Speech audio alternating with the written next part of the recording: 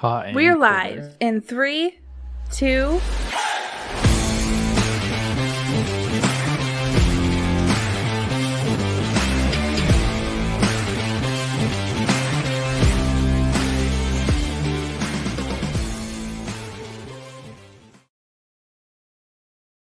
What's going on, everybody? Welcome to LeatherBrainz, your host, Slapdog here, and I am joined by the full crew. Alan, you said you weren't going to be here this week, and you are, and I just wanted to call you out on it because you had said you were kind of tired of all of us being together. And I was going to say, that sounds like bullshit. Okay, yeah, it is bullshit. It is, yeah. I'm glad you're here, as well as Scotty and Yeti. Gentlemen, welcome to the show. There's a lot to talk about today, as there is every day that we do this show, or every time we do this show, rather. So we're going to be talking about Rashee Rice. I think that's kind of something that's been floated around in the media, and so we'll give our thoughts and opinions on that. And then we're going to have a pretty in-depth discussion about the quarterback situation for a variety of NFL teams. So we're going to be looking at not only the current quarterback situation for some teams, but then we're also going to explore the rookie incoming quarterbacks and some potential team fits for them.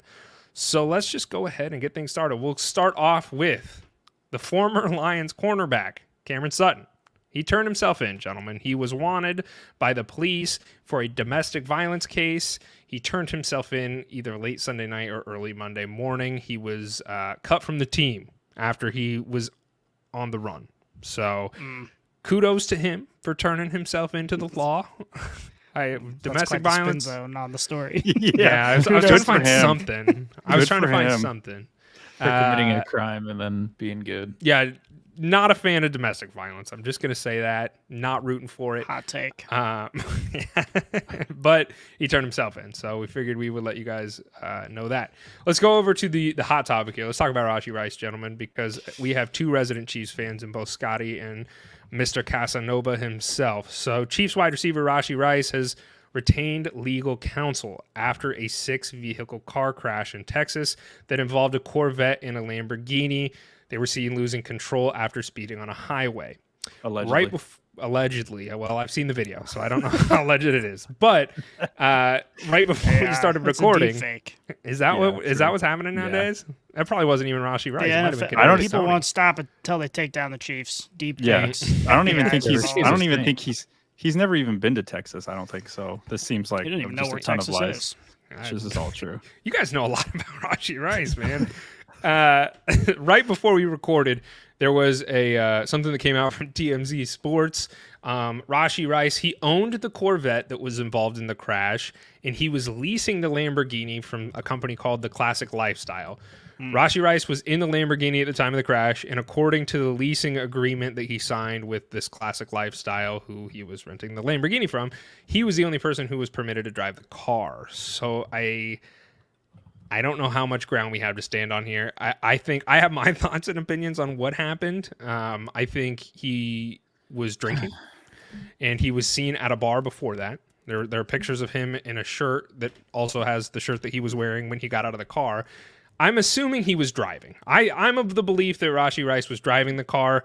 As soon as the accident happened, he jumped in the passenger seat and was seen leaving the out of the passenger door, so it didn't look like he was driving, presumably because he was probably intoxicated. Smart. And then I think after that, you could see him walking around putting he had like a shirt over his head because he didn't want to get recognized, which it's a do-rag. It's a do-rag. Like, sure. Okay, do-rag. Yeah. Get some culture. Sorry, guys. God. And I think that you look at the situation, and let's say hypothetically, because we don't know all the information, let's say he was drinking. He probably made the right move here, right? Jump out of the passenger seat and run. And I'm not saying but like, fast forward, he's going to get fined. It's going to be like a 2-game suspension, and we're going to move on. I guarantee this is where all roads lie, regardless of what happens. Think about, okay, so number one, going all the way back to the beginning of the story. One, thankfully, nobody was like more seriously hurt, because that's just extremely stupid to be driving like that. And he was racing somebody else, and they were stupid. And there were kids involved in some of the vehicles, so this could have turned a totally different way. So I think he should be counting his lucky stars that nobody else was severely injured or killed. There's been documented where NFL players were driving and did kill people, and coaches have driven and had killed people, and we all know about the Ruggs story all the way back to like Stallworth when he did the same, where he killed somebody. So like it happens. I mean, it happens as a part of life. I think the thing for me is these NFL players or any major athlete in general, like why put this on the table? I would hire a driver immediately. One, I hate driving, so I would hire a driver immediately. I would just drive my ass around everywhere. That would be amazing. Just like a TV in the back, just chilling everywhere I go. You have the money to do it. But then two, I guess it's just not wise. It's how you surround yourself with certain people, and I get it. And you know, you're having fun with your friends, you're going out, you don't anticipate this to happen. It's not like earlier in the day he's like, I can't wait to go crash this car and walk away from it. It's just a compounded bad decision on his part, but totally avoidable. He should be lucky that nothing further is happening bad to anybody else as far as injury or death. And it's just, he is going to get suspended for a few games. He's going to get fined. This is a poor look on his part. I think what this means now is the Chiefs are going to do like they did when Tyreek Hill was being questioned about child abuse. They're going to go out and draft a wide receiver right away. So I think this just tipped the scale for the Chiefs. Like, well, shit, we would have loved to gone the best available. Now we might have to go wide receiver until this gets wrapped up. Yeah, I mean, at the end of the day, this is just he's young. He's young. He's newly successful. We see, I mean, it's a tale as old as time, but it's just people do stupid things, and you just hope he learns from it. As Alan said, he got very, very lucky. Hopefully he reflects on himself and says, hey, this could have been a lot worse. I need to get my shit in order, and hopefully he does that, and it's a happy ending for everyone. I'd also like to point this out. Sorry, Eddie. I'm gonna give the reins back to you, but I do want to let everybody know the NFL actually has a partnership with Uber. So they have partnered for a 4-year deal with Uber to be able to move players from point A to point B so situations like this don't arise. So I just want to bring that up because it does seem somewhat silly. And you look at, like something like the Ruggs situation, like that, the Uber program was in place at that time. Why are we not utilizing this? And that's what I just don't understand. And I wanted to go back to Scotty's point about Rashee Rice being this young, promising guy. I think that goes to show a lot in this situation because the Chiefs didn't comment on the situation for a while. But I want to ask you guys, if this was Kadarius Toney or Sky Moore, do you think this would have been immediately addressed like, hey, he's cut or we're going to suspend him, we're going to fine him? Or do you think it, no matter the situation, it would have been kind of not swept under the rug, but kind of delayed? Well, I think the situation necessitated a delay because we didn't have all the information. We didn't know if he was driving. We didn't know we still don't really know if he was drinking. There's just a lot we don't know. And so obviously it's a bad situation, but without all the information, it's difficult to come out and just make a statement outside of what Rashee Rice's lawyer said, which was, our thoughts and prayers are with everyone affected, which is just basically the equivalent to saying nothing at all. So it's just, I think it would have happened no matter who it was, no matter what organization. This is pretty much the way it would have played out just because they didn't have all the information. So I don't think they were trying to hide anything or trying to avoid anything. It's just they didn't want to make a blanket statement and find out it was totally not relevant. I think there's more on the table to lose with Rice than, like a Kadarius Toney or something like that. And at the end of the day, I agree with Alan. I think what's going to happen is it's going to be a slap on the wrist. You're going to have a couple game suspension and some community service, and life moves on. Thankfully, everyone's life can move on in this situation, but that's what I foresee happening. And then I'm sure the Chiefs are going to be having a hard conversation with him about, hey, don't ever do this shit again. All right, now to the real question. What does this do to his dynasty value? Yeti, do you care to weigh in on Rashee Rice dynasty value post-car accident? Oh, man. So as a Rashee owner, I think you just hold him. I mean, obviously, let's trade him. I see a lot of people actually commenting about this on Twitter. Like a lot of dynasty analysts or fantasy analysts are like, if you can't go buy Rashee Rice right now for like a late second round pick. And I'm like, oh my God, like way to spin zone this back to fantasy football somehow. Well, the thing that they're playing on is like, you truthfully don't know what's going to end up happening to Rashee Rice. Like, so they're playing on like the doubt, like prey on people's fear of like, what if he's suspended for the full year? You know, like that's what I would do. If you're looking to get Rashee Rice right now in any dynasty format, just convince the current owner that there might be a year suspension on the table and you'd like to take him off their hands. Could be worse than that. In a worst case scenario, driving drunk, speeding, could go to jail. Yeah. Yeti, I'll give you a late second round pick for Rashee Rice if you're interested. I'm out. Okay. Well, there's your answer. I'm a Rice loyalist, man. Yeah, I don't think you should sell him. I think I agree with Yeti completely. I think you ride him out. If for all you dynasty degens out there, what do you have to lose? Like, I wouldn't give him up for a second round pick, and if I lose him, then I lose him. You know. Let's pivot over to Green Bay here for just a moment, because this is really interesting. There has been some news that came out about Packers head coach Matt LaFleur had said that he was, quote, caught off guard after the Packers signed running back Josh Jacobs and then released running back Aaron Jones. This smells like bullshit to me. I don't know how you as a head coach can't not know what's going on with your players and someone who is a top, I don't want to say top performer, but definitely a heavy contributor for your team. You have to know that that's happening, right? Like, will we all calling BS on that one? No. Anybody? It seems it seems to me that it's possible that it's BS, because if you're LaFleur and maybe he's had several conversations saying, hey, you're safe, you're good to go, you're the heart and soul of this team, we're going to do whatever we can to keep you, and then the next day he's gone. Maybe he's just covering for himself with his personal relationship with Aaron Jones. Who knows? He still wants to get uninvited over for Sunday dinner. Jets are interested in selling their 10th pick. I think we're really going to get into this when we get to the quarterback conversation here, but I wanted to put this here because it begs the question. You look at the Jets have the 10th overall pick, right? Looking at the teams and where they kind of lie, you know what, actually we are going to bookshelf this because I do think that there is a lot more in-depth conversation to be had. So let's bookmark it. Doug Peterson, he comments on the Jaguars running game, and he says, in response to questions about the Jags running game in last year and then coming up into this year, that we've got to get Tank Bigsby more involved, bottom line. So, Scotty, I have a question, or I'll open this up to the floor. Is ETN's stock falling? I've kind of seen this in fantasy circles, especially in the dynasty world. I have seen ETN's value kind of decrease in a lot of different trades and stuff like that.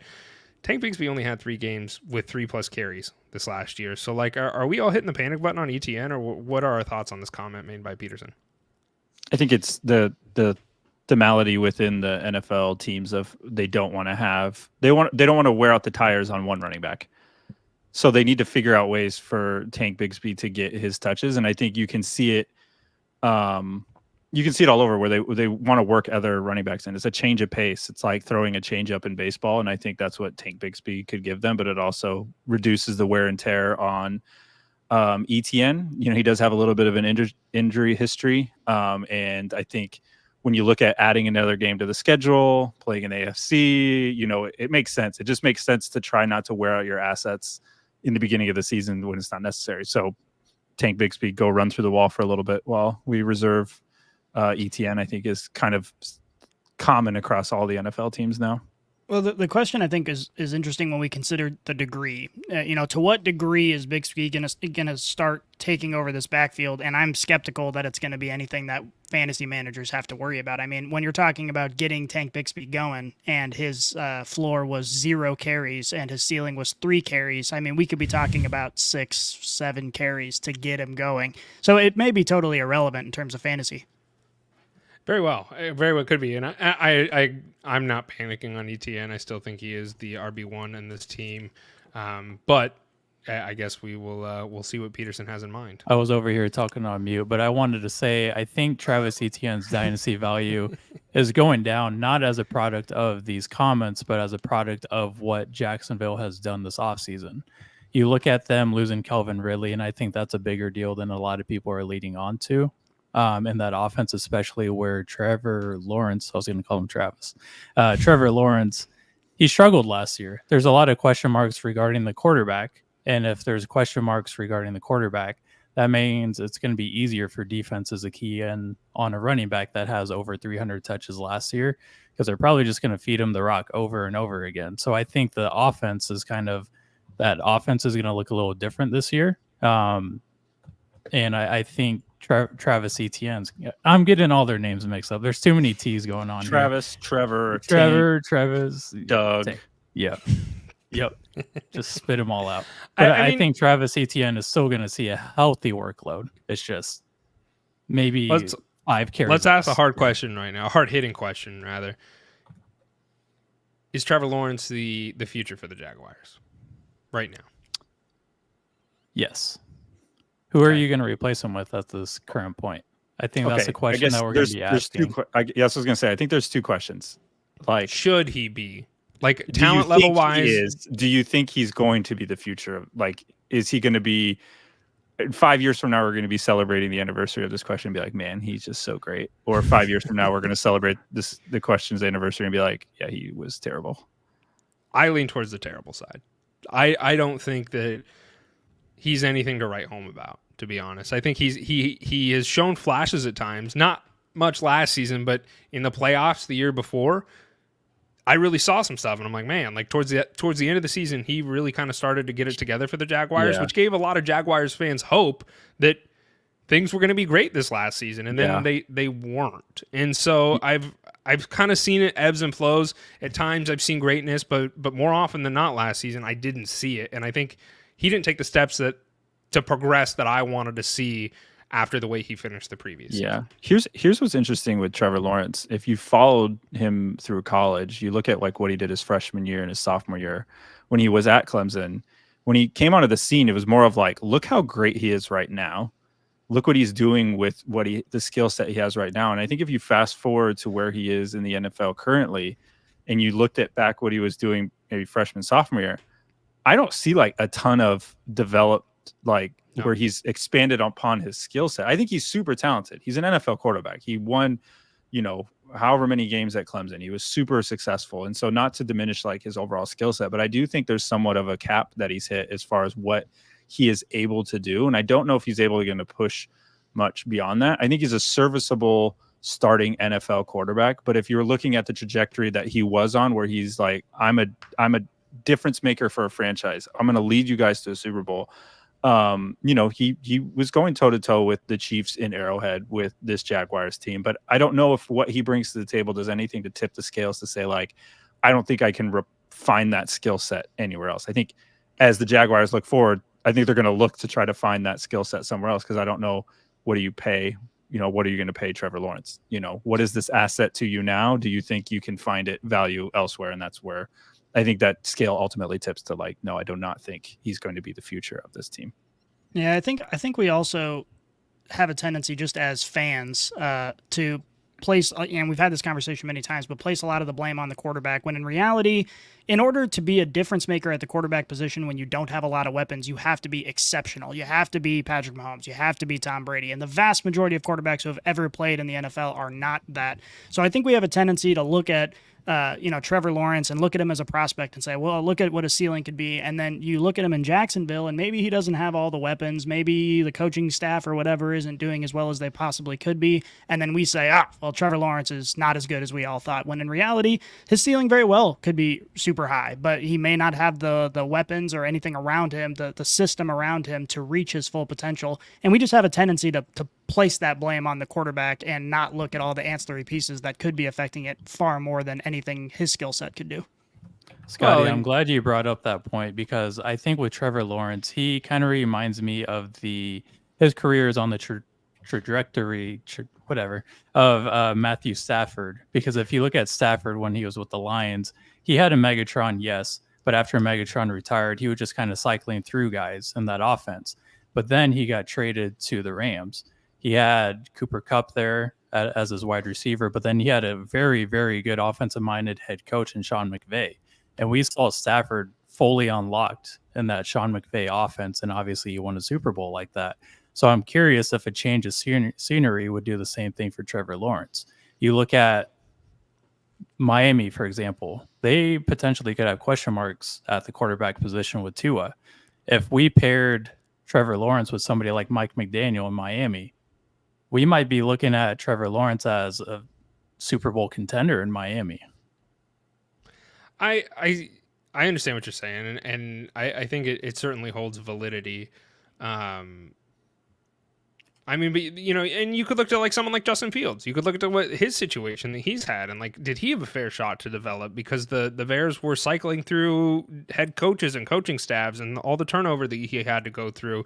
And, you know, talking about Trevor Lawrence, like, did Urban Meyer do him any favors as a rookie? Obviously not, because he was kicking his players. Like, so yes, there is a certain element of the argument there that I do understand.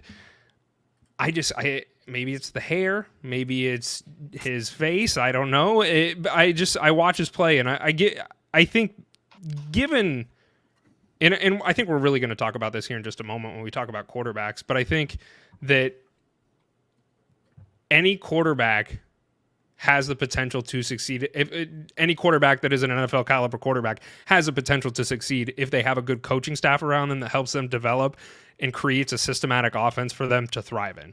So I think that regardless of where you go, that holds true for most quarterbacks. In the NFL. And the flip side of that is that any quarterback, again, besides the Tom Brady and Patrick Mahomes, has the capacity to fail, depending on where they go and what the system is around them, no matter how talented they are. And it's just interesting the way that we value players without, these are equations that have a million variables, and we only look at one, and we say this player is good or this player is bad. You know, when you look at Trevor Lawrence and you look at his mechanics and you look at his arm strength and you look at his ability to read the field, he has all the tools in the world. And he's certainly got room for growth, but you put him in a different offense and he could be awesome. And you can say that about a lot of quarterbacks.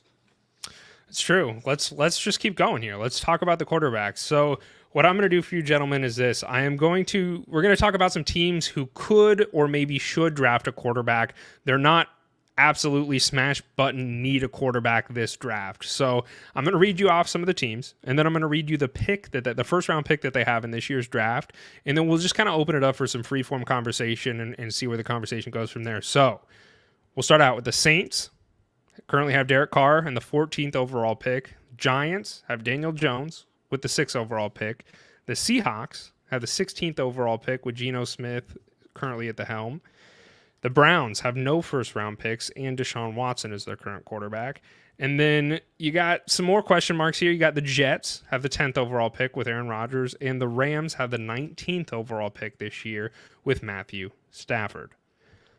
Let's open up the floor here. Some of these teams, obviously, they're locked into some of these guys for a little bit longer, but which one of these teams kind of stands out to you guys is probably the team that is going to be most quarterback needy first on the list? Is there anyone that stands out to you guys as that potential?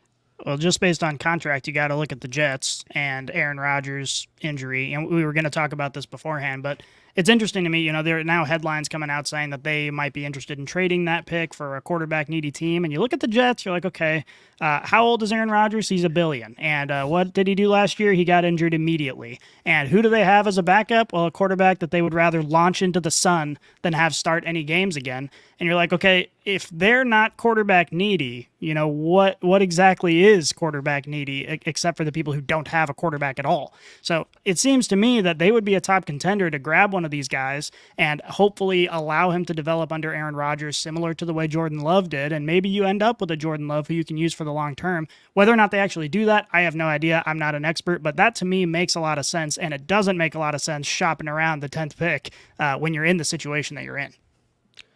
The Jets have kind of shown their hand a little bit already as far as what I think they plan to do in this draft. They really want a wide receiver. They want somebody that is stable next to Garrett Wilson. They have kind of been looking for one all offseason. Every single big-name wide receiver has been touted as one of the Jets' potential landing spots for them, and they're having conversations with the Jets. I don't disagree with you. But I do think that the Jets probably are not. I think it's going to be a wide receiver. I think it's going to be one of the top three. If I'm the GM of the Jets, the first thing I'm doing is securing the offensive line. Like, I don't understand how that is not priority number one. You got Garrett Wilson. You can make that work. But you can't make it work if Aaron Rodgers is getting chased out of the pocket because he runs a 6'5" 40 at this point in his career. So I don't know why would they not get an offensive lineman with this great class of guards and tackles coming in? Why would you not secure the best of the best there at that position? Because it's not sexy. Yeah, it's not sexy. That's legit Neither the is only Aaron reason. Rodgers making $81 in incentive pay because he played 2 snaps. Hey, he earned that $81. You got a The free tank only of gas. the only issue I have with the Jets potentially taking a quarterback at that 10 spot is who's really going to be available. Because if you were to ask me, before the end of the college football season, before the end of the NFL season, I would have said, yeah, there's probably going to be a quarterback available at that 10 spot. But the way that quarterbacks are being touted right now, it's kind of like GameStop, right? Like everybody just buying stock in all these quarterbacks, no matter what they did in college. And we're seeing that with JJ McCarthy. He was a guy that was probably going to be an early second round guy, and he's being touted as a potential top 5 guy. So now if the Jets stay at that 10 spot, we're talking about them potentially looking at the 5th best quarterback in the draft, which is either Michael Penix or Bo Nix, however you want to spin it. But it's like, would one of those guys, really excite Jets fans? I'm going to go with no, because they have Aaron Rodgers, and they're going to say, what the hell are we doing here? So that's how I look at it. I agree. I think an offensive lineman would probably be the best thing for the Jets to do to protect their aging, crusty old man in the backfield, but it's not sexy. Yeah. And I think that's their problem. Yeah, looking at the teams you had mentioned, slaps about just teams that might be looking, teams that should look. I think one team, just this is looking at it from a financial perspective. There's 2 teams that really should consider it, but I don't think will. One, because I don't feel like it'll drop to them, and the other one because they're probably locked into a wide receiver already. First one being the Saints. I know they're going to be too far away at 14 to get anything of value.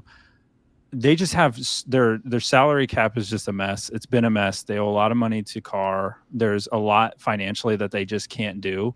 And it's like getting a young quarterback, trying to get some pieces young, might be advantageous, even though you might have some dead money, and then move on from Carr, because I don't think he's solving really any problems, and you almost really have to start game planning for the future. And rookie deals are the way to do it right now. It gives you more flexibility.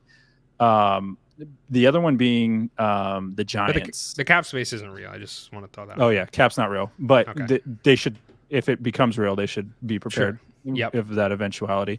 The other one is the Giants. We all know that they gave Daniel Jones a bad contract now already. 1 year later, we're like, damn, that was bad. And I think a lot of people felt it in the moment. They're just like, he popped off and had a great season. We got to pay him. And they were just kind of hamstrung with that. And I know we discussed that ad nauseum on this show, but I really think depending on what happens in that top 4, something always crazy happens in the draft. These teams have to be ready for things and people and assets to fall to them that they weren't quite expecting and pivot. And I think Giants is one of those teams where I don't know if they're going to move out of this spot. I think it makes sense for them to stay there because they're either going to get an elite wide receiver or one of these quarterbacks somebody's going to fall out of love with and is going to be sitting there. And I think it's worth their while to just pick that up. You need a quarterback at all times. I don't think a wide receiver gets you any closer to where you want to be with that offense than bringing in a rookie quarterback and seeing how he can develop. I think those are 2 teams where I would love to see if they can make some moves or try to get under some of the financial stress that they're on from some of the contracts that are signed to their quarterbacks. It makes sense to me for the Giants, too, just because of the injury history of Daniel Jones. I mean, you don't even have to bring in the contract into discussion. This guy has obviously dealt with injuries. He's missed a lot of time, and you need to have something in place that is able to pick up the pieces and hopefully build some momentum. And right now, they just don't really have that option. Here's my only thing that I see is, I mean, we talked about the Giants before on a previous episode, but why get probably the fourth best quarterback in the draft when you could get a generational wide receiver and potentially have either the first or second best wide receiver in this draft class, maybe the third, depending upon how things shake out. So I just don't see it as a viable option, because why would you? You did pay Daniel Jones 3 years he's got another 3 years left on his contract. And yes, I get it. He's not super sexy. You brought Drew Lock over from Seattle and you told Drew Lock, hey, the quarterback room isn't locked. And so you have Drew Lock, Tommy DeVito, and Daniel Jones, and none of those are super sexy. But what gets you excited about this offense? What is there to work with? You have your wide receivers are Darius Slayton, Wan'Dale Robinson, and Jalen Hyatt. So at some point, do you not just look at the draft and say, let's take the best valuable person we can get here versus a position that may end up just riding the bench and is probably not even a great quarterback to begin with, because we already got 3 of those on our roster. Let's get somebody that's generational. So I lean towards, and I get what you're saying. I just think that they're in a really shitty spot where they don't have a choice. Like, they're going to have to play with the cards they're dealt at this point, and I see them getting a weapon for either Drew, Tommy DeVito, or Daniel Jones to throw to this year, because they need something. Well, and for the record, we said it last week, but I agree with you. And it makes sense to me after giving Daniel Jones that contract that why not see what he can do? Because, he's dealt with all these injuries, but he also hasn't really had any weapons outside of Saquon Barkley. So if you get him some weapons and maybe he can put together a healthy season and then see what he can do before you go try and replace the guy that you're spending a ridiculous amount of money on. I think drafting a quarterback right now, too, for the Giants isn't smart from a front office perspective, because let's say Daniel Jones is a starter this year and they draft a quarterback. That Daniel Jones is going to be under a lot of scrutiny, and they're going to be going for his throat if there's a rookie quarterback sitting behind him. But if Daniel Jones also fails, Brian Dable's probably out after this year. Let's be honest. He had a bad year last year. If they have another bad year, there's already concerns with Brian Dable's attitude on the field and off the field. So he's probably gone. And that leaves a second-year quarterback now with a brand-new head coach that's going to be learning a brand-new offense. And it just doesn't put a young quarterback like that in a good position. So it's almost like they need to go get a wide receiver. They need to go get a tight end to at least build up that pool for a quarterback, whether it's later in this draft or next year's draft, whatever that looks like. They need to start acquiring these young assets so they're not in cap hell like the Saints. Wow, don't say anything about tight ends, because I got Darren Waller on my team. So I was gonna say, that's your old alma mater, brother, over there. The Giants, I don't see it happening. I see them taking a wide receiver, because you look at their roster, it's bad. I mean, it's a really bad roster, and they need some help. So let's go get a guy that we can at least try and work with. I do agree with you about the Saints, but I think I don't know if it's just me, but I just assume that the Saints are always in cap space purgatory, because they have been for the last few years. And they just, like, when they signed Derek Carr, I just started laughing, and I'm like, you can't afford that. And they continue to just write debt off. And then they get into the situation that they're in where they have no players, because they don't have any money to pay for any of these players, and because they're paying all their old players that are no longer on roster. So the Saints, once again, I think you're going to ride Derek Carr out at least for another year, and you're probably praying that you do worse this upcoming year so you can try and get a pick that is closer to like a top 5 pick, because otherwise you're fucked when it comes to quarterbacks, and you're just kind of in a shitty situation that you have no idea how to get out of, because you just keep paying exorbitant amounts of money for people who are washed. It's kind of the Saints MO. Wow, Taysom Hill's only 33, so he's got another 15 years of playing 4 snaps a season. You mean the running back, tight end, quarterback, offensive lineman that he just utility knife? Yeah. I don't know if we want to touch on any of these other teams. The Rams are kind of interesting. At pick 19, they're not going to move on from Matthew Stafford, but it is worth noting he's got 3 years left on his contract with a potential out in 2026. And I bring that up because I still think Matt Stafford is going to be around for a few more years, but he's getting a little bit older. So there is some injury concerns there, of course, as these quarterbacks do get a little bit older and less mobile. But Matthew Stafford is still playing really good football. I know he had an injury the year before last and was coming back from that, but I think he was fine, and he looked great this last year too. So I'm not super concerned with that, and I think he should be fine. But I do want to move over to teams who do need a quarterback. These are the guys that there's no other option, and they're probably going to draft quarterbacks here in this upcoming draft. So let's kick things off here. Let's talk about the Bears at first overall. I don't think anybody is going to gawk at the fact that Caleb Williams is going to the Bears. I think Caleb Williams knows he's going to the Bears. The Bears know he's coming to the Bears. Everybody knows that he's coming to the Bears. So should we take bets on what color his fingernails are going to be on draft night? You think he's going to have some like bedazzled orange fingernails? Bright pink. Yes. Maybe some pink earrings. Claw marks on them. He's just going to get bear claws. I think we know that it's locked in. I think the Bears are like, the funny thing is like there's like market pressure from the NFL and surrounding. Like if the Bears didn't take Caleb Williams at this point, now it's seen as like, oh my God, what are you doing? How did you mess this up?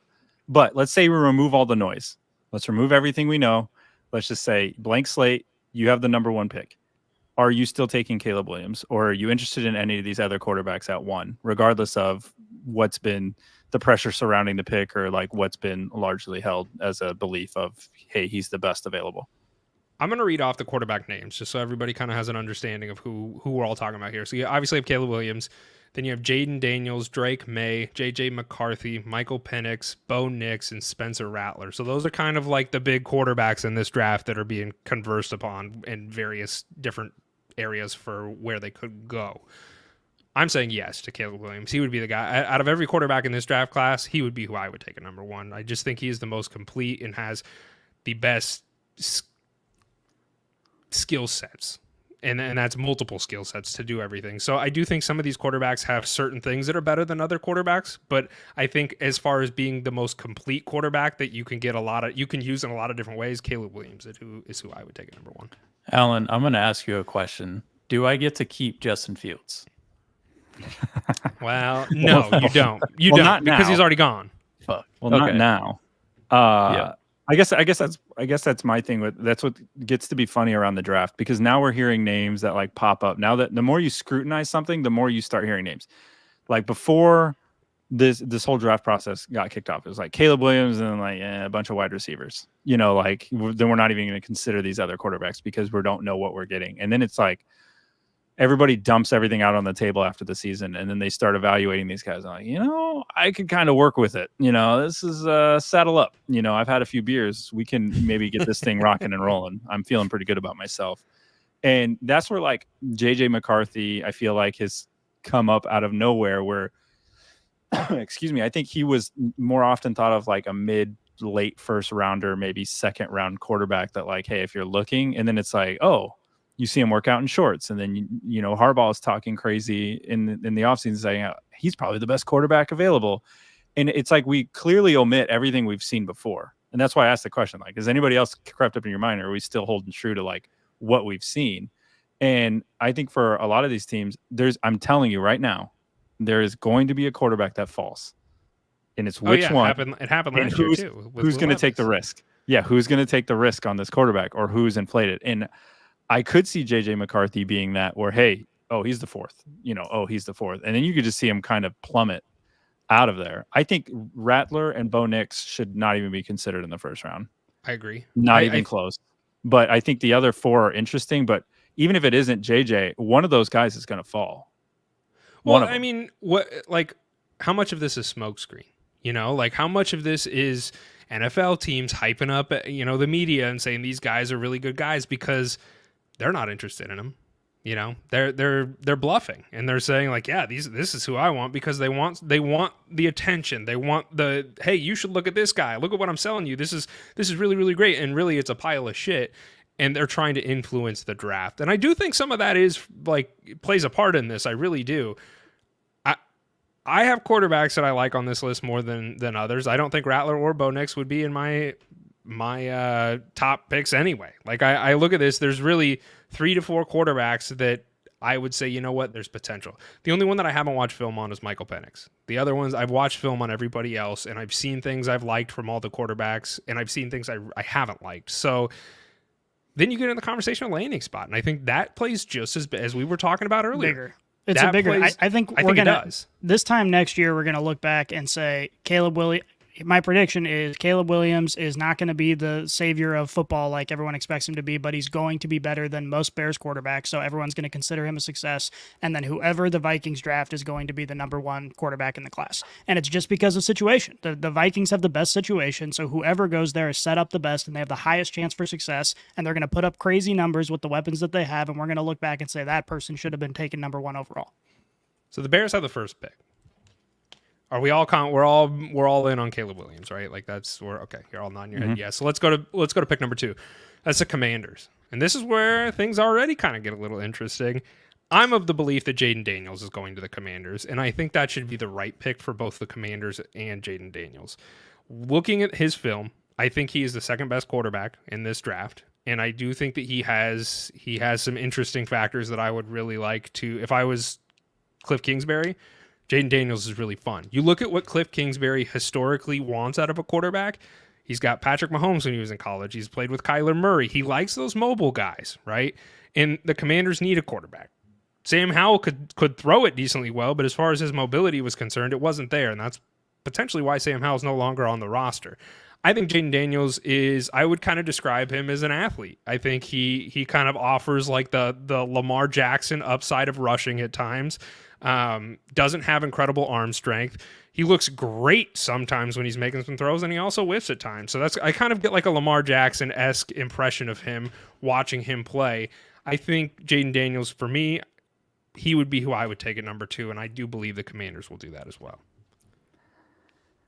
This is where I have a hard time with these quarterbacks, because it's like after Williams, I feel like there's some glaring weaknesses with some of these. And I know you get that with rookies anyway, so I'm not saying like anything's a surefire one. But for Jayden Daniels, like he is super athletic. I know he can get the ball downfield. He can throw it well. He obviously had some really great targets because a few of them are in the draft and are high. Some of them are highly sought after targets. So some of that is like, okay, how do we base what he did with these playmakers in college, and then what do we look forward into the pros? And one thing I circle around are like a few decision-making things from Jayden Daniels where he would look to scramble too much. And we've seen that be a detriment to young quarterbacks early on. And we always, we talk about, you don't see many aging running quarterbacks. And I think for me, like some of the decisions he made, there's one very famously at the beginning of the season where he like tried to hurdle like 10 guys and he was just like, I got absolutely pummeled, and he took some shots. And some of that is just how much do you weed out of that? How much can you weed out of them? Some of those tendencies. And for me, I would be looking at the second best quarterback in this draft right now. For me, would be Drake May. I think if you look at what he did at North Carolina, they didn't have a ton of playmakers around him either. They had a terrible defense most of the time. He was having to throw the ball a ton because of the aforementioned defensive like shortcomings that he experienced. And if you look at the plays he can make on time, he very stereotypically looks like just a good distributor of the ball. Like that's after Caleb Williams. If I'm the Commanders, I would be looking at Drake May. But I know they probably have, maybe North Carolina quarterback PTSD. So maybe they don't. So you're saying if you were, but you're not. So who do you think they're going to take? They're probably going to take Daniels just for the flashy upside of his running ability, but I would just severely question how much that's going to, how much that can play into an offense and getting things done on time. Yeah, the only thing I would say to Cliff Kingsbury is I agree that Jayden Daniels is probably locked into Washington at this point. And it is fair to comp him to Lamar Jackson because they do a lot of things similarly in college. But if you look at what Todd Monken did with Lamar Jackson this past season in Baltimore, he helped Lamar Jackson get back to an MVP type season, and he put up great completion numbers, great passing stats per Lamar Jackson standards. I'm not saying per NFL standards. No, I'm not. Lamar Jackson I agree with you completely. And I think in order to get the most out of a quarterback who likes to run the ball, who likes to scramble to hold on to the ball, you need to get that out of their head right away as soon as they come into the league, or else they're going to get sacked on every play, a la Justin Fields. So in Washington, they need to work on getting the ball out of Jayden Daniels' hands as fast as possible. They need to get a target who will be all reliable in the middle and can just do damage once they get the ball in their hands, or else Jayden Daniels is going to fall on his face. But I do think he is the second best quarterback in the draft.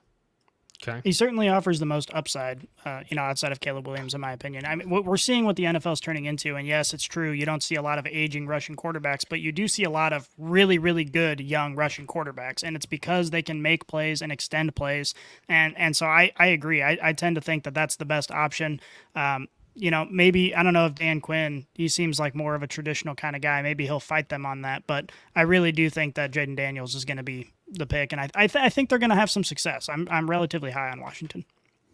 I think that from a fantasy football perspective, like that is another landing spot that I'm excited about. Obviously, the 101 in your super flex leagues is going to be Caleb Williams, right? And then that 102 gets interesting, right? Like I think, depending upon where you're at and your team needs, like there's an argument to be made that you could take the Commanders quarterback if it's Jayden Daniels. Like I wouldn't hate that. So looking at back to NFL, the Patriots have the number 3 pick and Mac Jones is no longer on the team. I think it's no surprise that the Patriots will be drafting a quarterback, and it just now begs the question, is it Drake May? Is it JJ McCarthy? Is it Penix or Nix or Rattler? And for me, I'm of the belief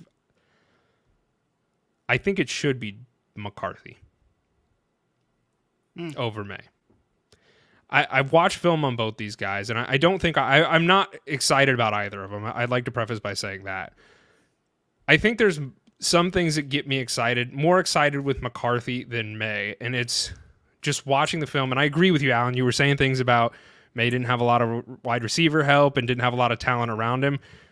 Drake May has an incredible arm, but that's really where it stops at for me after that. Is like I watch it and I'm like, okay, yeah, you have a great arm and you have really great pocket awareness. Like if you watch him when he is in the pocket, he climbs the pocket beautifully. He has great awareness of where people are in terms of when he is in the pocket.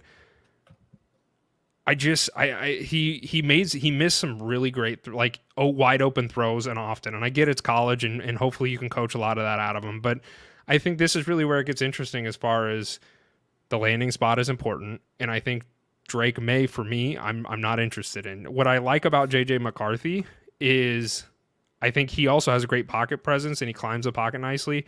But the one thing that he does well that I think Jayden Daniels doesn't do well is he looks to extend plays. If you watch him when he is playing, he will run the ball when he needs to. Yeah. No, JJ McCarthy extends plays. I know. Yeah, you're good. Sorry. So he'll, Patrick Mahomes is often touted as one of the best quarterbacks, and he probably is the best quarterback to be able to extend the play. He'll move out of the pocket and still keep his eyes downfield. I saw JJ McCarthy do that in a lot of the film that I was watching, where when the pocket does break down, instead of going to tuck and run the ball like somebody like Jayden Daniels would do, he's still keeping his eyes downfield and he's surveying the field and trying to make the play. What I don't like about JJ McCarthy is his accuracy is also really bad on some plays. He doesn't have a great arm, but I do like his ability to thread the needle as well in some points and times. I was watching some of the films and I'm like, dang, you put that in a really tight window and it was beautiful. So I see really bad things and I see some decent things. I actually probably like JJ McCarthy over Drake May. But I do think the Patriots will take Drake May at the 3rd. I think the Patriots are the biggest wild card of these few picks. That's true. Just because we don't know anything. Without Bill Belichick there, we don't know what they're going for. We don't know what kind of vibe they want. We don't know if they're going to focus more on what's between the ears or flashiness on the field. We have no idea. So I think anyone could end up in New England. I feel terrible for whoever does at this point in time, but it's like, prototypically we want to say we can all see Drake May playing quarterback in New England, but do they want to continue the sort of status quo, prototypical Tom Brady, desirable, whatever attributes they're going for? And I could see them taking someone like JJ McCarthy just to mix it up, just to say, hey, this team's going to look different, and we want a quarterback who's a little bit more athletic. We want a playmaker rather than someone who's going to be a field commander, and we'll go with the wild card and see what happens. I could see that happening. But I personally think I would rather have Drake May than JJ McCarthy. We'll probably talk about him more in a moment, but as we've mentioned before, JJ McCarthy, he just, obviously everyone's talking about him right now, but we just don't really know what he can do on a consistent basis because he wasn't required to do that throughout his collegiate career. So that concerns me a little bit. Whereas Drake May was able to make stuff happen with not a lot of weapons, JJ McCarthy was, yes, making stuff happen, but a lot of his job there was just handing the ball off and getting out of the way. And that's not to take anything away from his abilities on the field, but I just am not as confident in him as I am in some of these other top tier prospects because of the lack of volume. I think if Bill Belichick was there, I would feel very confident in saying Drake May. I think that, just watching Drake May, when I was watching his film and just thinking in my head, where would this guy go based upon the draft? It was a no-brainer. I was like, this is a Bill Belichick quarterback if I've ever seen it. But Bill Belichick isn't there anymore. And that's kind of where I get into the interesting, like, I could see the Patriots taking J.J. McCarthy. I could also see him taking Drake May. And I do think they will end up taking Drake May here. But I could see him mixing it up as well, and maybe they want to change the style of their offense that has been in place for the last 20-something years. So, Yeti, Alan, you guys care to comment or thoughts, opinions? I could also see the Patriots just completely trading out of that spot. Let's say Jayden Daniels is their guy and they don't really like Drake May or McCarthy at that spot. I could see them trading back to, I don't know, maybe the Broncos want to trade up to that 3 spot, or somebody else wants to trade up like the Raiders. They could be a flirty team at that 3 spot. But I think as we continue to talk about these rookie quarterbacks that are incoming, they are all going to have question marks. And I think Caleb Williams and Jayden Daniels, they have question marks too. None of these guys that are coming into the NFL should be day one starters, in my opinion. And I say that because they all have extreme question marks, whether it relates to their arm strength, holding on to the ball too much, the type of offense that they played in college. Can that translate to an NFL offense? There's so many different question marks. And I think with the Patriots, if somebody is willing to spend up to get their 3 spot, I don't think they hesitate to trade out. And maybe they go look for a guy like Michael Penix or Bo Nix late instead of risking that 3 spot on somebody who could be a bust. Or they just say screw it and don't draft a quarterback. They have Jacoby Brissett. They have Bailey Zappi still. And they have some guy named Nathan Rourke who nobody's heard of. But from Ohio. Put some respect on his name. Yes, sir. Sorry, sir. Jacoby Brissett, I mean, you saw what he did not last year, but the season before, and I know that things can change drastically in a year, but he was definitely a serviceable quarterback when he was with the Browns. And if the Patriots can feel like they could squeeze some sort of use out of him, maybe that's the play. And you look at the roster that the Patriots have, and it's also kind of in disarray. You have Kendrick Bourne, Demario Douglas, and Juju as your 3 wide receivers. So nothing super exciting, right? And that's where maybe they do decide, you know what? Let's just go into a rebuild here. Like, let's actually do this the right way. Let's not grab a guy that we're not interested in. And, maybe next year they have some targets for some people that they might be willing to buy, trade up for to go and get. So I don't hate that idea, and I think that the Patriots are definitely entertaining it. I think that they're having conversations with people and saying, like, hey, what are you willing to buy this for? Because maybe the price is right, Bob. I just think with the new head coach situation, obviously this organization has gone through a lot of turnover this last year. This is prime time to get a young quarterback. It's prime time to start developing, and then you have if they can show any sign of success, then you have a quarterback on a rookie contract and you can build around him for the next few years. I've seen a lot of reports saying that the Patriots are willing to trade out, and I'm sure if the price is right, by all means, it may be the right decision. But to me, in a vacuum, I'm looking at their situation and it's like, okay, this is prime time. Let's get somebody in the door. Let's let everybody know, hey, we know this roster is rough. We know we've had a rough few years. We're looking to build for the long term. Let's get somebody in the door that we think can be a leader and we can develop and then build around him over the next few years and hopefully find some success. Time shall tell. Let's look at the Vikings. The Vikings have the 11th and 23rd overall picks in this draft, and then the Broncos have the 12th and the Raiders have the 13th. All also quarterback needy teams. The Vikings have stated that there were reports today that indicated that the Vikings are preparing for the potential that Sam Darnold is their starting quarterback this season, which, looking at the draft, I think is a realistic possibility. Like, right. There is a very real possibility that Sam Darnold is their starting quarterback because they're at the 11th. So they're going to have to trade up. If they want one of these top 3 quarterbacks, maybe they're calling the Patriots. And you look at the Broncos, same thing with the Broncos. The Broncos don't even have a quarterback. They're paying Russell Wilson to go play for another team. So they're in a problem situation and they need to figure it out. And the issue is the Broncos just keep missing over and over again. They missed when they signed Sean Payton. They missed when they got Russell Wilson. Like, they're continuing to just blow picks and blow money on kind of stupid things. So the Broncos are in a bad spot. And then the Raiders, I'm of the belief that Aiden O'Connell will probably be the starting quarterback this year. Yeti, I don't know if you share that sentiment. Do you think they might draft somebody to kind of sit behind Aiden O'Connell? Like, what are your thoughts here at the 13th? Because that's really, it starts to get really interesting.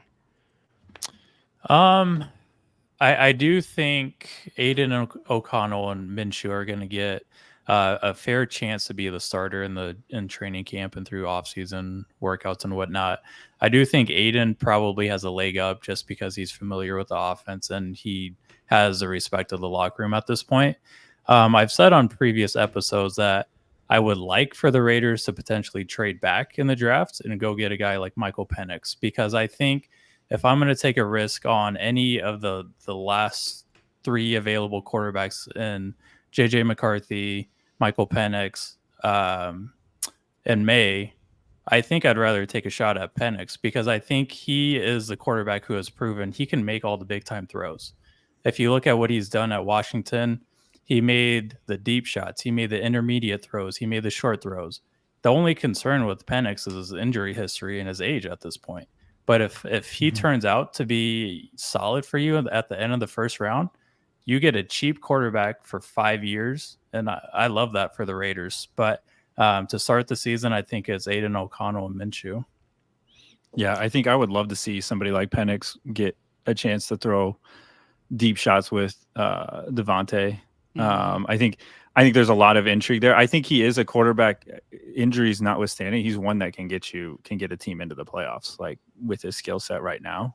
I think the things that take him out of that top spot are things you mentioned, Yeti, like his age, his injury history. Like this is an investment. But I think for some of those teams that are like, hey, fuck it, let's take a shot. Like we got Aiden O'Connell, but we got all this. We have a great D line. We have some playmakers on the outside that we might be able to make some noise. I think that makes a ton of sense. I think the Broncos, I could see Sean Payton getting squirrely. This is his second go around. He doesn't want to play this long game of bullshitting with these teams and let's just develop. He wants to win now. I could see him taking a stab and just jumping out and being like, you know what, let's just freaking go. Let's go. Let's move up and let's get one. So I could see them even swapping with somebody like the Patriots and trading a lot of assets to go up and get a quarterback that they quote unquote want.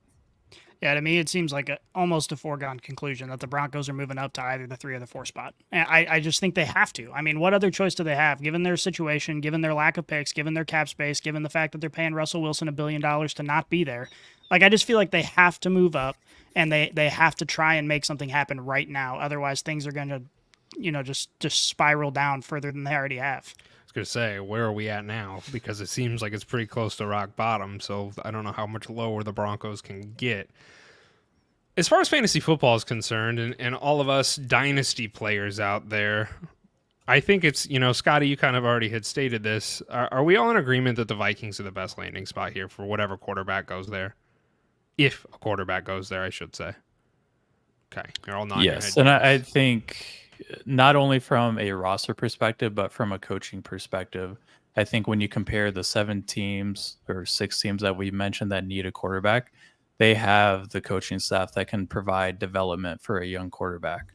Whereas guys like the Patriots, that whole coaching staff is kind of unproven at this point. The Raiders, we saw what the offensive coordinator did with Justin Fields, and I'm not super confident that he can develop a young quarterback. So that's kind of iffy, but the Raiders do have weapons on offense, which is kind of appealing. But for me, it comes down to coaching staffs with these young coaches, because if you have a bad coaching staff, an elite quarterback can look like an average quarterback. But with a good coaching staff, an average quarterback can look like an elite quarterback. So just a question about the Vikings. Obviously, Hunter, you mentioned that there are reports saying that the Vikings are preparing for the potential to start Sam Darnold, which I think very well could make a lot of sense. Sam Darnold, I think, has a lot of untapped potential in the NFL. I think given the right situation, he can be very effective. But let's just say they take J.J. McCarthy. Are we thinking that J.J. McCarthy is going to be a week 6 starter, week 7? Or are we thinking he's going to sit out? He's just going to develop the entire year, and we're obviously it's going to depend on how much success they have. But again, given the offense, given the coaching staff, I think whoever's playing quarterback is going to have a fair amount of success, whether it's Sam Darnold or someone else. So is there a world in which the Vikings are relatively successful, but then J.J. McCarthy comes in and starts playing halfway through the season? Or if they see any semblance of success with Sam Darnold, are they just going to roll with him for the season? I think you answered your own question, in my mind anyway, is Like let's say hypothetically the Vikings do end up with JJ in some way, shape, or form. They find their way into JJ McCarthy. I think JJ McCarthy then becomes one of the probably my quarterback 3 on this entire, like, for fantasy football. Like, that's I would still, assuming Caleb Williams goes to the Bears and we're assuming Jayden Daniels goes to the Commanders, there's an argument to be made that JJ McCarthy may even be a little bit more appealing than Jayden Daniels as far as fantasy football is concerned. But to answer your question, I think the Vikings are really going to, if they hypothetically do get JJ McCarthy here, nothing is certain, nothing is guaranteed for either him or Sam Darnold. I think it's going to be a battle in training camp, and whichever one provides them the most opportunity to succeed is going to be the guy moving forward. And the difference between Sam Darnold and JJ McCarthy is Sam Darnold's been in the NFL and been with multiple NFL teams and understands how the NFL works a little bit better. So automatically he has an edge up. But if JJ McCarthy comes in at training camp and shows he is hands down better than Sam Darnold, yeah, I think JJ McCarthy is going to be the guy moving forward. But part of it is learning. Part of it is adapting. And so maybe that does become the conversation where week 6, they look at Sam Darnold and he's not getting it done the way they need him to. And they're like, you know what? Fuck it. We do have a draft pick invested in JJ McCarthy. Let's see what he can do, because at some point he has to go on the field and prove himself to be a top first-round pick in this draft. So that's how I see it. Yeah. And like I said, I think you kind of answered your own question in that way. I agree with you, Slaps. I think there's a, if you look at the division that the Vikings are in, they have 2 teams that are like kind of getting into an arms race on what they're going to be doing for the future, in the Bears and the Packers. The Packers think they have something with Jordan Love. And I think, one season, let's see now going, can he do it again? Can he follow up this like turnaround, or just showing us what he can do? The Bears obviously getting the number 1 overall quarterback in the roster that they have makes them intriguing. And I think for the Vikings, where you're at with you're going to need to be paying Jefferson. You have an aging defense. You're going to have to start rebuilding a little bit on that side of the ball. They're going to have to spend some money here. And I think knowing that if you have something solid at quarterback on a rookie deal, it allows you some opportunity to take some risks with some contracts. But if you don't, if you plug and play, McCarthy, and you're like, damn, this is not going to happen, you need to know that right away too, because there's going to need to be some planning involved as to what you do for the future. So while I do think there's some of this like, oh, let's get him, ready to go for the season and let's let Darnold do some things, I think there's also a ticking clock for them on, do we know what we have, and can we just move forward now with McCarthy, or do we need to do an about face and make some other contingency plans at that position, because you need to nail that. That's that's the nuance of my question is, if Sam Darnold comes in, how much success does he have to have for them to not allow JJ McCarthy to step on the field? Assuming that's the situation. I mean, if he's 500. Yeah, I would say at least 500. Like if they go 2-4 or 1-5 to start the season, he's probably on a shorter leash than he would be if they were 3-3 or 4-2 at that point. Like they're 4-2. I'm not even thinking about JJ McCarthy seeing the field at that point. But if the season progresses and the Vikings lose 6 in a row and they're at 4-8 at that point, all right, let's go roll out JJ and see what he can do, because we have to prove to Justin Jefferson that we do have the quarterback of the future, or that we don't. And I'm glad you said that, because that's exactly where my mind was going, Yeti, is you have a generational, arguably the best wide receiver in the NFL right now, who is still on his rookie contract, and you're going to have to pay the guy. And the guy wants to know, do you have a guy that can throw me the fucking ball? And so Sam Darnold's not a long-term solution. We all know that. The Vikings know that, but he potentially is the solution this year. So what does that say for, JJ, not McCarthy, but Justin Jefferson, when he's like, dude, my quarterback fucking sucks. I don't want to be tied to this place. And so I'm sure that definitely plays a part in it. And that is something that the Vikings at some point in time are going to have to showcase and prove to him, hey, we got a guy that can get you the ball and continue to succeed. So, well, and their fans. I mean, even if we're talking about Sam Darnold starting and he goes 1-2,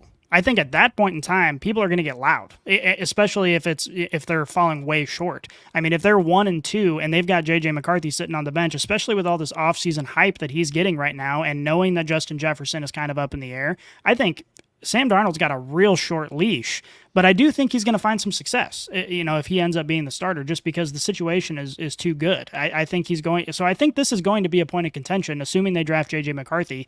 A few weeks into the season, we're going to be talking about this again, and it's going to be a major point of contention in the NFL and the media.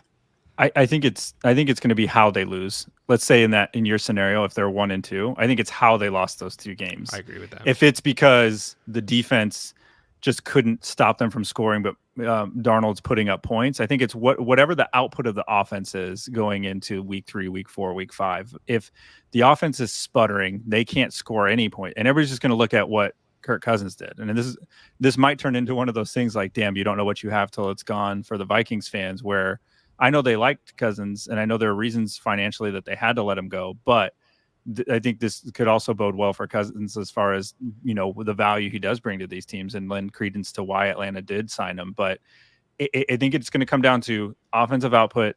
Do they look the same? Is Jefferson getting the ball? Do they look like we know this offense can look, or are they just can't put anything together? That's when I think you're going to see the heat turned up. But I don't think the record necessarily will do it, but maybe how they get there. I don't even think Sam Darnold's a lock in this scenario. I don't think he's a lock to start week 1. I think it's going to be a preseason. I think that's probably the most likely scennario. But I think you're going to find that in the event that the Vikings do end up drafting J.J. McCarthy, they're going to say we're going to see what happens at camp.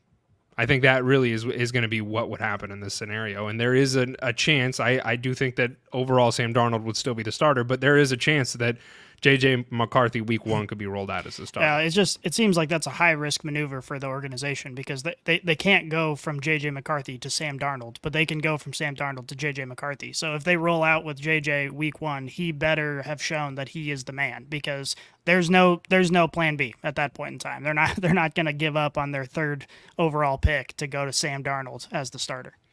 No, they're if they roll with him, they're going to roll with him. And, that's either good or bad. So from a PR perspective, because that matters just as much in the NFL as everything else, and you look at the whole Trey Lance, Brock Purdy situation, like the PR thing plays a part in all of this. So Sam Darnold probably will be the starter. And it's like, okay, this is what this guy gave us. Like, are you guys happy now? Okay, now let's go put in the guy that we drafted and let's try and develop him. And that definitely is within their own possibility. So I want to play a game with you guys real quick. Let's play a game, baby. Ooh. So this is all hypothetical, but I want you guys to rank these 3 quarterbacks in a dynasty format. So Drake May to the Patriots, J.J. McCarthy to the Vikings, and Michael Penix to the Raiders. How would you rank those 3 quarterbacks? I'll go first. J.J., Penix, May. And I'm pretty solid on that. I feel confident with it. I'm going to go J.J., May, Penix. Taking the Patriots offense over the Raiders offense? It's a new offense, man. It's a new offense. It's not Bill Belichick. I'd go Penix, J.J., May. I'm going J.J. You're just trying to be a contrarian, Alan? What's going on over there? No, he's trying not to show his hand. No, there's a few. Why would I not want to show my hand? What hand? We're all in a dynasty fantasy league together, so. No, I guess I wasn't even thinking about that. I'm just more thinking of like where I think. Here's a few reasons why I say Penix and the Raiders. I think the mentality of that team right now, and Antonio being the head coach, and just the locker room that they have there, which I don't think for Raiders teams of past you could really say that too well. But I think what they have right now and where it's trending, I think Penix and how he is wired would fit in immediately with that culture of that team. Aside, and his skill set being what it is, I think would just lend itself to be. I think the upside is there for me right now, and especially like 4 to 5 year window of like how we assess these quarterbacks, where I'd be like, he's going to contribute right now to my team's success. Where the other two, I think they could. I just don't know. I don't know. I think there are some questions their ability would come into play, but I think Penix for me, like I know his ability's there. I know he can do it. And I think the mentality of that team and just how they're wired, I think would lend him to a lot of success. I would have loved it a little bit more if Jacobs was still there. Nice little safety blanket for him in the backfield. But that being what it is, I do think that team is just the way it's wired with how he's wired and how he, how he likes to attack things. I think it would be a nice fit of things that mesh. When you talk about fit and true fit, Patriots, you have no fucking clue what they're going to be doing. I don't even know, and the Vikings, while yes, they have a good roster around them, I think it's more of, I don't know if JJ McCarthy's skill set, if it translates that well, because all he had to do is really hand it off and make a few throws. Whereas, he's going to be the show in Minnesota. Stop trying to gas me up, man.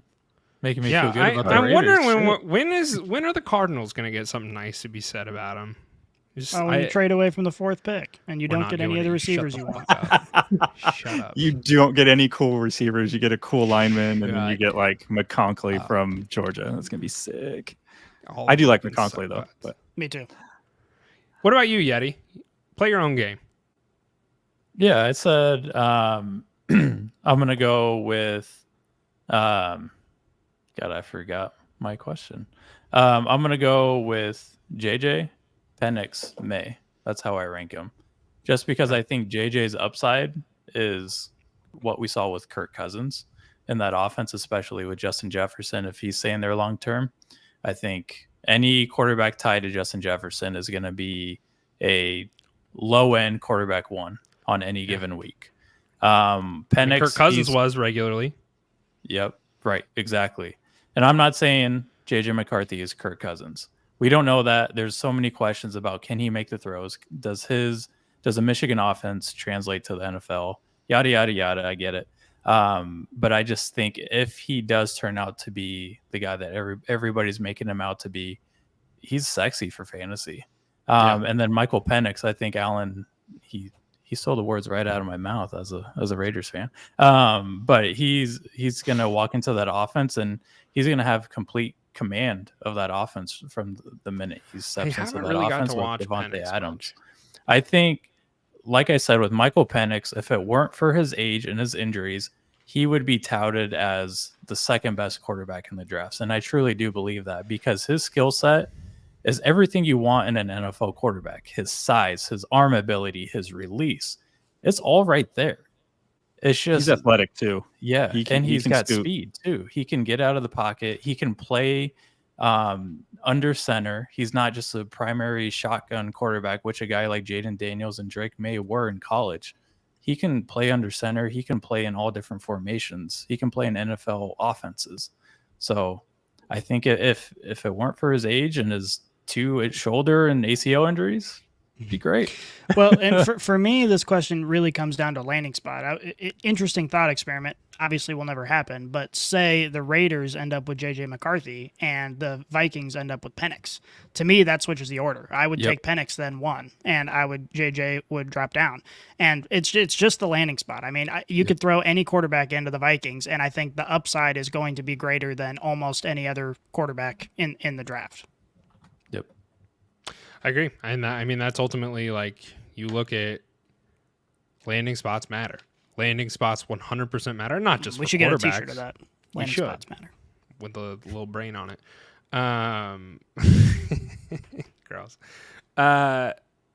It does, though. Like, and it doesn't matter if it's just quarterbacks too. Like, we're talking about all positions, right? Like, you want for fantasy football, wide receiver, running back, like everywhere that they go, that you can be the most talented individual. But if you go into a really shitty situation, like fantasy football, you could tank. Look at Bijan last year. He was the 101, and he stood on the sidelines for most of the year because Arthur Smith was his quarterback or his head coach, and they weren't utilizing him properly. And it's like, that wasn't his fault, because he was the most talented running back in the draft and is one of the most talented running backs in the NFL, but he just wasn't used. So landing spots matter is really what it boils down to, no matter what position you're at in the NFL. And that's all I got. You guys got anything else?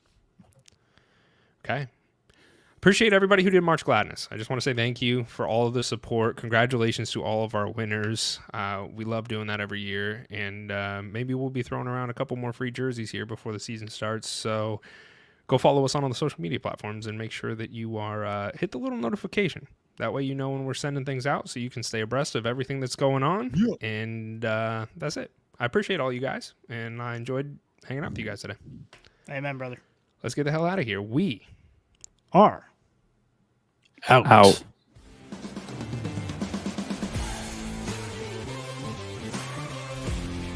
If you enjoyed this episode, make sure you tune into our new releases every week on your favorite podcast app. Follow us on Twitter, Instagram, and Facebook, and check out LeatherBrainz.com for all of your fantasy football needs. And remember, Brainiacs, a championship should be more than a fantasy.